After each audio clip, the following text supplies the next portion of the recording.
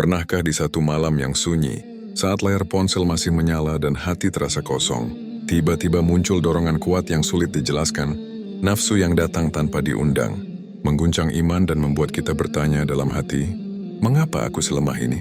Inilah kenyataan yang dialami banyak orang, tapi jarang dibicarakan dengan jujur.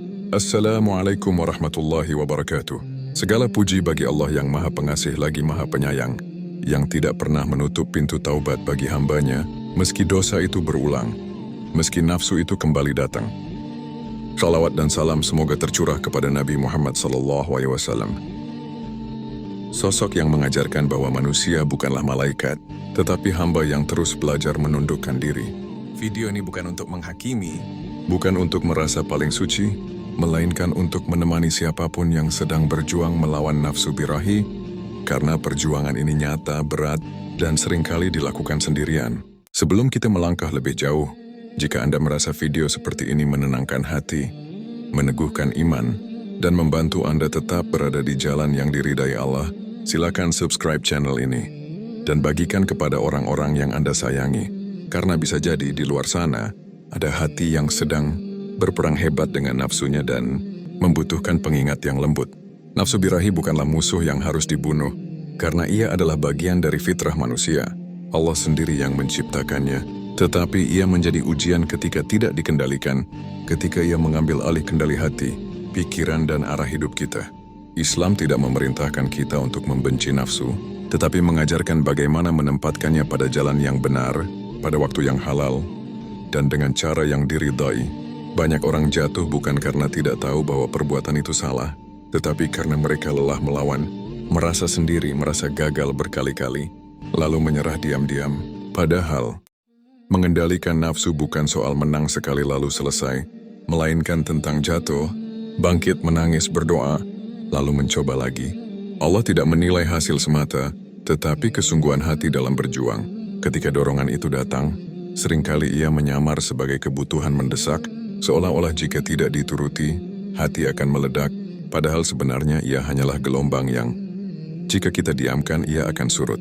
Masalahnya kita jarang memberi jeda, jarang memberi ruang pada hati, untuk mengingat Allah sebelum jari, bergerak dan mata menatap yang dilarang.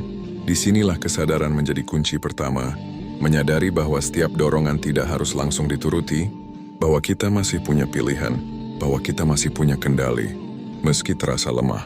Allah berfirman bahwa Dia tidak membebani seseorang melampaui kemampuannya. Artinya jika ujian ini datang, maka sejatinya kita mampu melaluinya.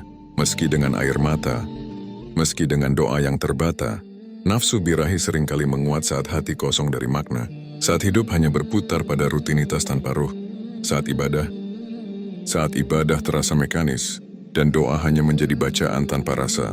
Maka langkah pertama mengendalikannya, bukan dengan memukul diri sendiri dengan rasa bersalah berlebihan, tetapi dengan mengisi kembali hati yang kosong itu, dengan zikir yang pelan, dengan salat yang lebih khusyuk, dengan membaca Al-Quran bukan sekadar untuk selesai, tetapi untuk berbincang dengan Allah. Ingatlah, setiap kali Anda menahan diri karena Allah, meski tak ada yang melihat, meski tak ada yang memuji, saat itulah Anda sedang naik derajat, saat itulah Anda sedang dimuliakan, meski dunia tidak tahu apa-apa. Pada titik tertentu, kita perlu jujur mengakui bahwa nafsu birahi seringkali lebih kuat bukan karena ia terlalu besar, tetapi karena benteng kita terlalu rapuh. Karena mata dibiarkan bebas, pikiran dibiarkan liar, dan hati jarang diajak duduk diam mengingat Allah. Nabi Muhammad telah mengingatkan bahwa pandangan adalah panah beracun dari panah-panah setan. Satu pandangan bisa menjadi pintu bagi ribuan khayalan, dan khayalan yang dibiarkan akan menjelma keinginan, lalu keinginan yang dipelihara akan menuntut pelampiasan. Mengendalikan nafsu berarti berani memotong rantai ini sejak awal, bukan menunggu sampai di ujung lalu berharap kuat menahan. Menjaga pandangan bukan perkara mudah di zaman ketika dosa bisa masuk melalui layar di genggaman, tetapi justru disitulah nilai jihad terbesar berada, jihad melawan diri sendiri. Setiap kali Anda memilih mengalihkan pandangan, menutup aplikasi, atau mematikan layar, jangan merasa kalah. Justru saat itulah Anda sedang menang. Meski hanya Allah yang tahu, nafsu juga menguat ketika tubuh lelah, ketika kurang tidur, ketika pola hidup berantakan, karena jiwa dan raga saling memengaruhi. Islam mengajarkan keseimbangan. Puasa bukan hanya menahan lapar, tetapi melatih jiwa untuk berkata tidak pada dorongan yang halal sekalipun, agar ia lebih mudah berkata tidak pada yang haram. Jika Anda belum mampu berpuasa sunnah secara rutin, mulailah perlahan 1 hari, 2 hari, niatkan sebagai latihan bukan sebagai beban. Onibet, isi waktu luang dengan hal-hal yang membuat tubuh bergerak dan pikiran teralihkan, karena nafsu sering datang saat kita diam terlalu lama tanpa tujuan. Olahraga, belajar, bekerja, atau berkarya bukan hanya aktivitas duniawi, tetapi bisa menjadi ibadah jika diniatkan untuk menjaga diri dari yang Allah benci.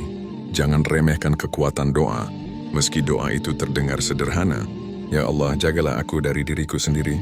Karena seringkali musuh terbesar kita bukanlah orang lain, tetapi hawa nafsu yang bersembunyi di dalam dada.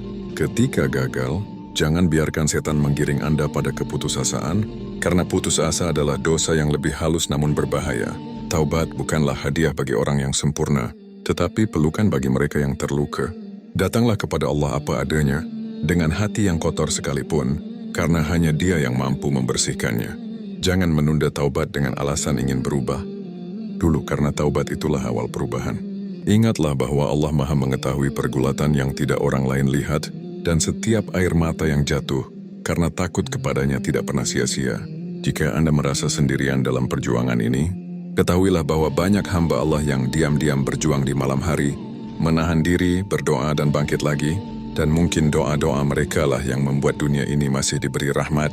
Pada akhirnya, mengendalikan nafsu birahi bukan hanya tentang berkata tidak pada yang haram, tetapi tentang berkata ya pada kehidupan yang lebih bermakna, pada tujuan yang lebih tinggi, pada cinta yang lebih suci. Ketika seseorang memiliki visi hidup yang jelas, ketika ia tahu untuk apa ia diciptakan, nafsu tidak lagi menjadi penguasa, melainkan pelayan yang menunggu izin. Pernikahan dalam Islam bukan sekadar pelampiasan biologis, tetapi tempat di mana nafsu dimuliakan, dijaga, dan diarahkan menjadi ibadah.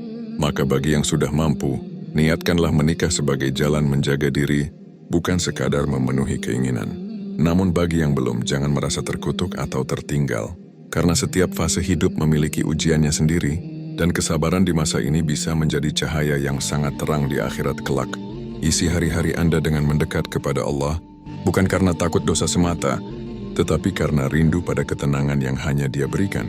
Nafsu akan selalu ada, tetapi ia tidak akan selalu menang jika hati kita terikat kuat kepada Allah. Jadikan salat bukan sekadar kewajiban, tetapi tempat bersandar. Jadikan Al-Quran bukan sekadar bacaan, tetapi surat cinta dari Tuhan. Ketika godaan datang, ingatlah bahwa setiap penolakan, karena Allah akan diganti dengan sesuatu yang lebih baik. Entah di dunia, entah di akhirat, atau mau di keduanya. Jangan remehkan langkah kecil, karena istiqamah dalam yang kecil lebih Allah cintai daripada semangat besar yang cepat padam. Jika hari ini Anda masih jatuh, bangkitlah lagi. Jika hari ini Anda masih lemah, mintalah kekuatan. Karena Allah tidak pernah bosan mendengar doa hambanya, kitalah yang sering berhenti berharap. Semoga Allah menjaga kita semua, menenangkan hati kita, menguatkan iman kita, dan menjadikan kita hamba-hamba yang mampu menundukkan nafsu demi meraih ridha-Nya. Terima kasih telah meluangkan waktu untuk mendengarkan sampai akhir. Semoga setiap kata yang masuk ke telinga menjadi pengingat yang hidup di hati. Jika video ini bermanfaat, jangan lupa subscribe dan share, karena bisa jadi satu klik Anda menjadi sebab seseorang kembali kepada Allah. Wassalamualaikum warahmatullahi wabarakatuh.